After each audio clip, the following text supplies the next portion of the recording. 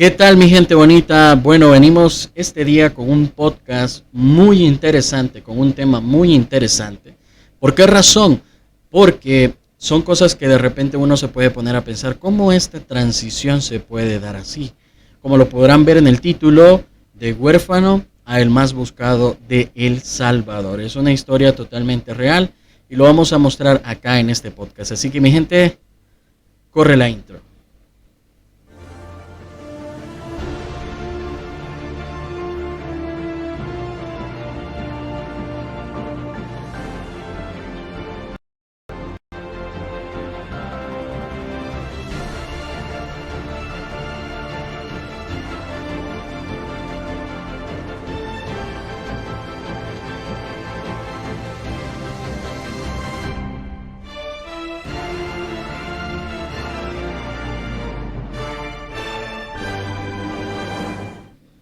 Ok, gente, bueno, venimos con un tema, como se los mencionaba antes de la intro, un tema muy interesante, un tema muy, bueno, cuando yo lo estaba viendo, realmente me llamaba pues mucho la atención acerca de esto, porque yo me ponía a pensar cómo esta transición puede ser posible, cómo eso se puede dar o cómo eso puede es lo que pasó, es lo que sucedió y lo vamos a estar viendo. Voy a ponerles en pantalla, ¿verdad? Déjenme ver acá, no, lo que es acá, sí, ahí, ok, déjenme ver, se los voy a poner acá en pantalla para que ustedes lo puedan ver, ok, acá está. Bueno, entonces si se fijan ustedes, esta página que lleva por nombre, vamos a dar un poquito más de volumen, del salvadoreños en Estados Unidos. Bueno, esta página que tiene este nombre nos hace o nos relata la situación de este jovencito, ¿verdad? Que pues antes de comentarle quién es este jovencito, vamos a leer un poquito lo que menciona acá el texto. Dice: las generaciones que Arena y el FMLN dejó perder, este niño santaneco, dice, quien creció sin padres, tenía el sueño de representar a El Salvador. Allá por el 2012 dijo que entrenaría duro para lograrlo. Amigos le regalaban ropa y calzado y como todo niño abandonado se fue perdiendo.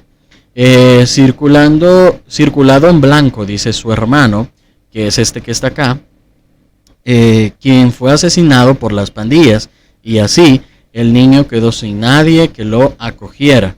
Fue así, dice, que este joven asesino, perdón, no han puesto la tilde, pero así que este joven se convirtió en ¿qué? En asesino. Ahora enfrenta, dice, una pena dura. Los gobiernos del FMLN y Arena los abandonaron y miles de generaciones se perdieron. El único refugio de un niño sin padres eran las pandillas. Ahora tendrá que responder por sus crímenes y sus malas decisiones. Esto es un claro ejemplo de cómo los corruptos gobiernos del Pacto Arena y FMLN robando se olvidaron de las zonas marginales y los jóvenes. Ok, bueno, entonces, regresando a este punto, quisiera comentar algo, pues algo muy importante, ¿verdad? En este caso, lo que nosotros tenemos que ver en este tema, pues es un tema en el cual, eh, de cierta manera, cuando uno ve el trasfondo de las cosas, pues puede ser un poquito duro, un poco complicado poder ver todas estas circunstancias. Pero algo muy importante que nosotros tenemos que entender en esto es que um, siento yo, yendo un poquito más profundo, que sí, los gobiernos tenían que ver, pero si nos podemos a pensar, incluso ni los gobiernos anteriores tenían, no tuvieron, pero absolutamente nada de positivo, nada que poderles entregar a la población salvadoreña o que poder dar, no quizás no regalar, porque quizás muchas veces uno puede llegar a pensar que el hecho que alguien regale algo o que el gobierno dé algún aporte de esa manera, pues va a generar algo positivo, ¿verdad? Y yo no lo veo así, o sea, creo que no debería de ser así, pero realmente lo que nosotros tenemos que ver en este caso es que en sí todo este circunstancia, ¿verdad? De que vivimos actualmente, claro, tiene mucho que ver con los partidos políticos que durante los últimos 30 años dirigieron al país, pero también tiene que ver mucho con eh, aquella educación que recibieron en casa. Claro, en él, lógicamente y claramente no hubo una educación. Sin embargo, personas aledañas, personas, digamos, cercanas, trataron de ayudar. Pero vemos cómo esta circunstancia de las pandillas verdaderamente, como hace unos días lo mencionó el presidente, es un cáncer. ¿Por qué razón? Porque vemos de que hacen este daño, ¿verdad?, a este jovencito con su hermano, y pues él, en vez de elegir como otros caminos o otras circunstancias, pues claramente también busca ese mismo camino. Eh, pues pienso yo que es como la salida más fácil que le podían ofrecer en aquel entonces.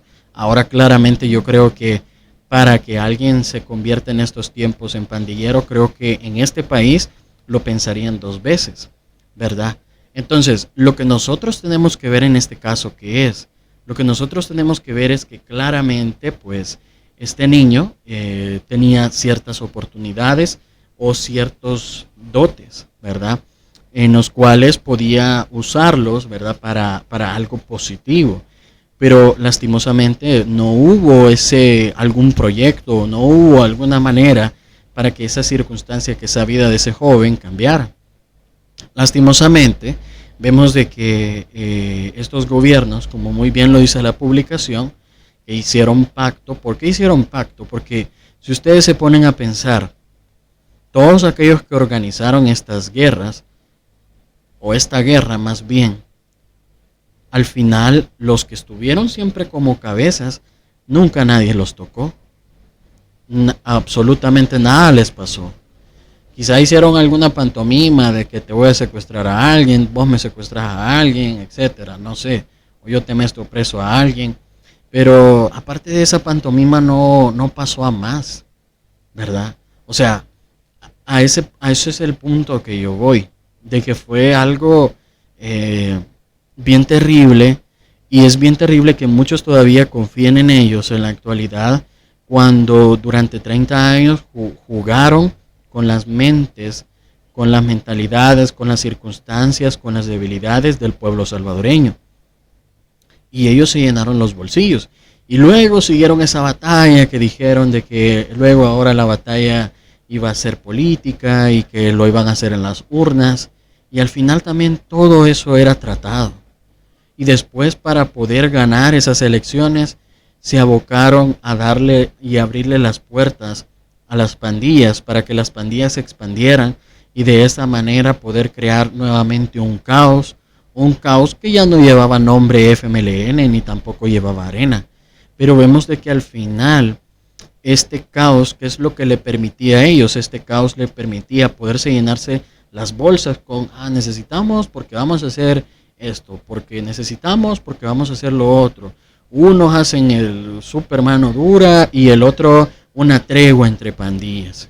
Entonces, ¿qué es lo que nosotros pensamos en eso? O sea, es una sarta de manipulación durante años que ciegamente todos nosotros creímos, porque algunos creían a un lado, otros creían a otro lado, pero al final todo era una sarta de mentiras.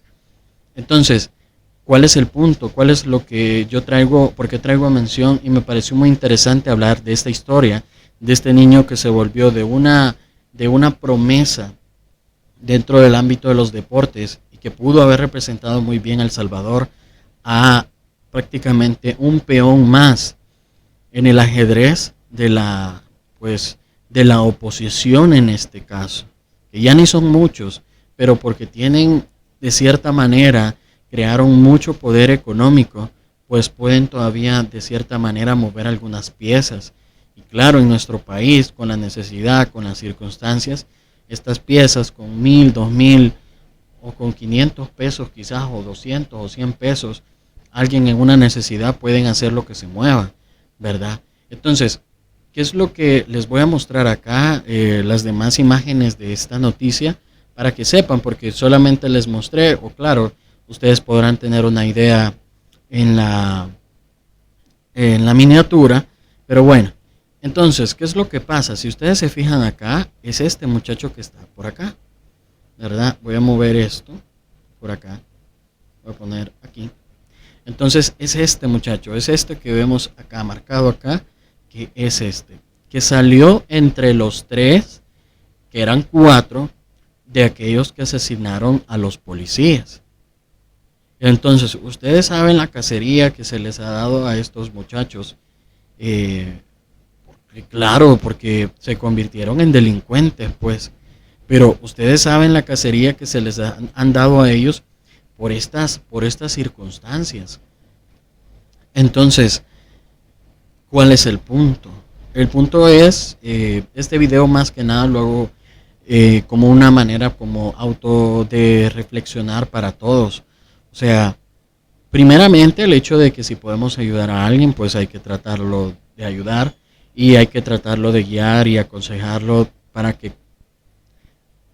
busque o tome un camino que sea correcto, un camino que sea productivo, como escuchaba algunos días atrás, o sea, que si alguien quiere ser influencer y eso le apasiona, pues que lo sea, que si alguien quiere ser un deportista y eso lo apasiona, que lo sea, o que si alguien se quiere dedicar, no sé, a ser jugador de profesional en juegos, que lo sea, si es muy bueno en eso, o sea, es preferible mejor tener una generación que esté enfocado en esos aspectos y no enfocado en lo que estas dos, tres generaciones atrás estaban enfocados y que se consumieron rápido, porque ustedes saben cuántas personas han muerto, tanto en guerra, en conflicto entre ellos mismos, que yo soy aquí y yo soy allá, y en aquellos que también murieron pues injustamente, como personas comunes y corrientes que no tenían nada que ver, pero ya sea que por una renta, ya sea que por una circunstancia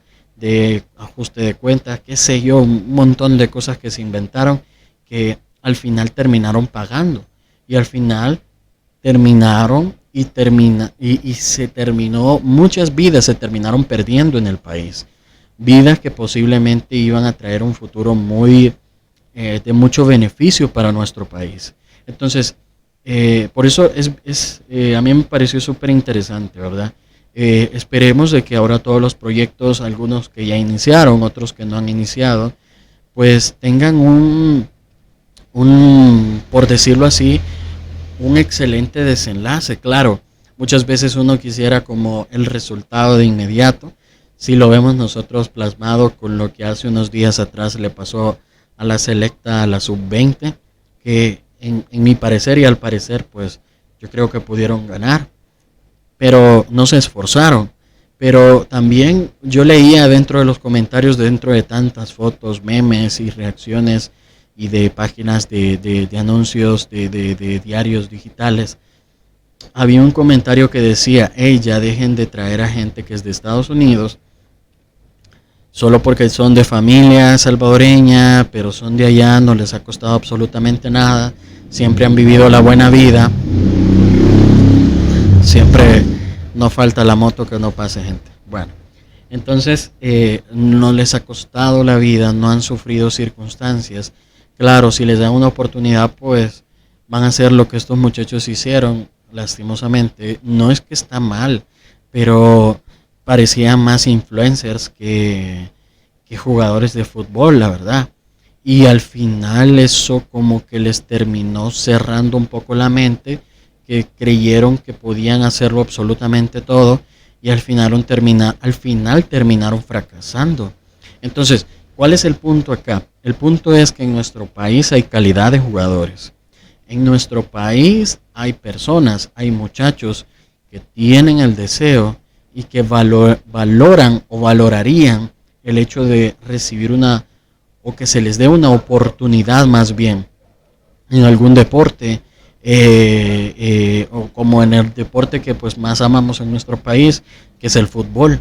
Entonces, en este caso, como les digo, o sea, verdaderamente yo creo que eso debería de darse.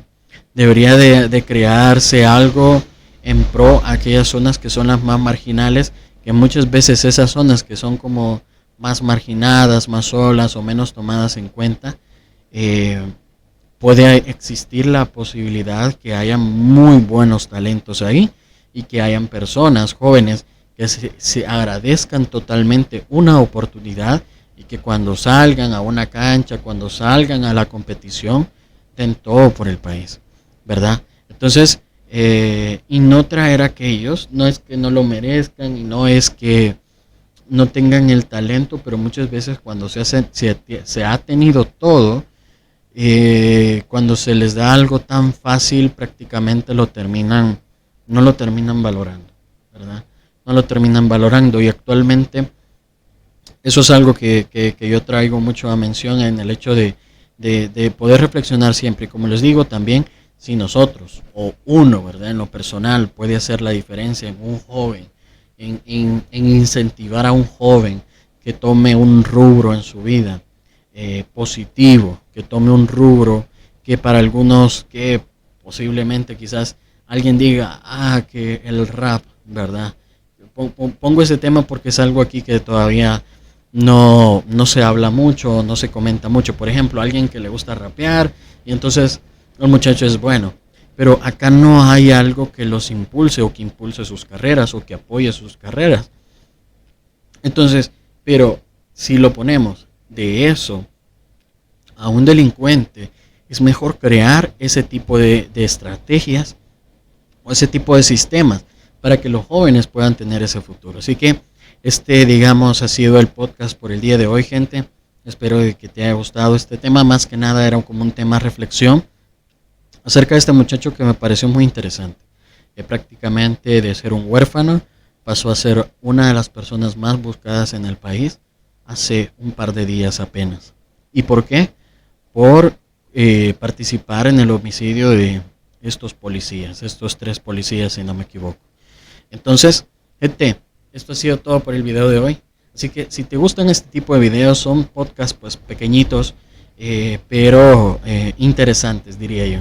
Así que si te gusta este tipo de podcast, con este tipo de información interesante, información que posiblemente no lo vas a ver en otro podcast, déjamelo saber aquí en la parte de abajo. Te lo voy a agradecer muchísimo. No te olvides en darle en el botoncito rojo donde dice suscribirse. A la par está una campanita, activa esa campanita. Mi gente, nos vemos hasta la próxima. Así que, bye.